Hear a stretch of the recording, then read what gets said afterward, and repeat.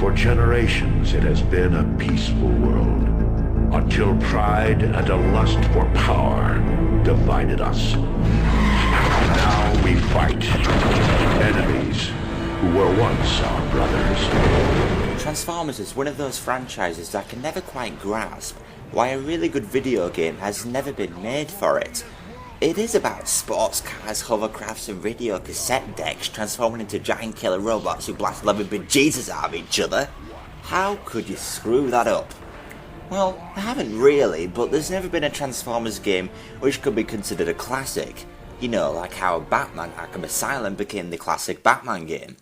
Well, I'm going to take a look at the DS version of the new multi-platform Transformers game, War for Cybertron. This is Priority Data Distress call for Autobot Optimus.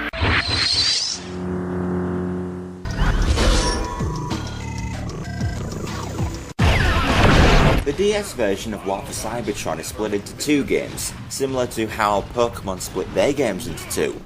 There's the Autobots version and the Decepticons version, but for this review I'm taking a look at the Autobots version. The two play the same, so if you fancy a bit of Starscream, then not to worry, just play Decepticons. If I had to describe the controls in this game in one word, it would be straightforward. You move, shoot, jump and melee attack. It really is meat and potatoes fighting here, nothing new. Luckily melee attacks do more damage, so you're not always shooting and strafing with your guns all the time. The touchscreen is barely used, all you've got are the DS's buttons, and since you're constantly moving to try and dodge enemy fire, your thumb will get a workout using the D-pad. It's because of games like this the analog stick was invented. I actually found myself enjoying the game more on an emulator whilst using my USB controller and its analog stick. This really is the biggest downfall of the game. I can't stress enough how much my thumb ached, although you may be different as I tend to press down quite hard. The combat in this game works well for the most part, and you're kept on your toes by having to switch out your character with another to combat enemies which have certain weaknesses. Being able to take two Transformers into missions is a nice addition, as when one of your bots go down, the other takes over, and if you can beat enough enemies, the other Transformer is revived. The camera and movement of your Transformer is a little strange, and the camera is always locked behind you, and as such you control like a tank. You still have a lot of maneuverability though, but it does cause potential problems with the camera when you're in a cramped space. It can get especially frustrating when an enemy is behind you, as you won't lock onto an enemy unless they're in front of you. And because your Transformer moves like a tank, it takes time to reposition yourself to face the enemy, and it ends up with you getting hit, possibly several times.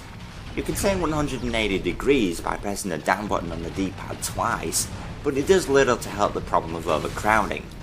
At any time during the game you can transform back into your motor form, and the vehicle sequences help break up the lengthy combat sections.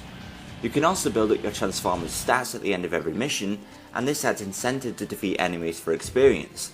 As you progress you unlock more Transformers and there's a very healthy array to choose from, all of which feel different to use. Some are faster, some have stronger weapons, others have faster fire rates from their weapons, so there's bound to be a Transformer here for your playstyle. On the negative side of things, the game certainly isn't the longest in the world, and since there are no online modes, it's clear much more went into the experiences in the home console versions of the game. Checkpoints aren't as common as they should be either, and falling into pits can sometimes be far too easy. Now I have my fair share of games I like to think I'm good at, but there's some I just can't get my head around. This is usually because I could get better at the game, but I couldn't be bothered to. I played this game for an hour or two and I was getting bored due to its repetition. I knew I could do better, but because the combat gets so bland and uninteresting, it left me not being bothered with it, and thus I got worse at it and I kept on dying. This is a strange game for me, as the game actually works well, but I got bored with it due to the lack of anything new.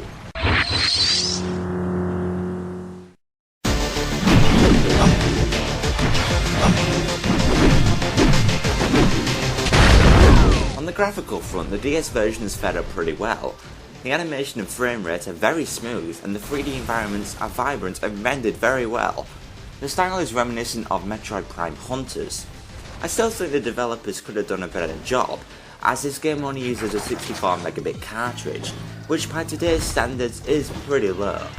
There's a minimap displayed in the lower screen, but it's absolutely useless, and that combined with a distinct lack of touchscreen support makes me wonder why this game is even on the DS. None of the DS's unique features are used here. Voice acting in this game is top notch however, Optimus Prime is especially well voiced. Then it would seem that our path is clear. Bring the relays down around Iacon and free Decagon from the Dark Energon's hold.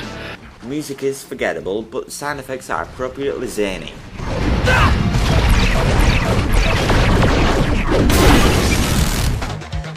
Autobots like me are in short supply! When it comes down to it, there is little reason to buy a multi-platform game on the DS unless it offers something different to the home console version, or is better. Two good examples of this would be the Spider-Man games for the DS for their touchscreen support, and Iron Man 2 for changing the game style altogether. As for these games, they are not worth a buy, at least not at their full RRPs, but Transformer fans and action game fans might want to give one a rental. The home console versions are being praised for their great graphics and sound, and obviously the DS version can't cope with that. So what we've got here is a lazy port which doesn't take advantage of the DS at all. So unless you're in dire need of a portable fix of Transformers, I would highly recommend picking up War for Cybertron on the home console instead. The Autobots will never sacrifice freedom. One shall stand.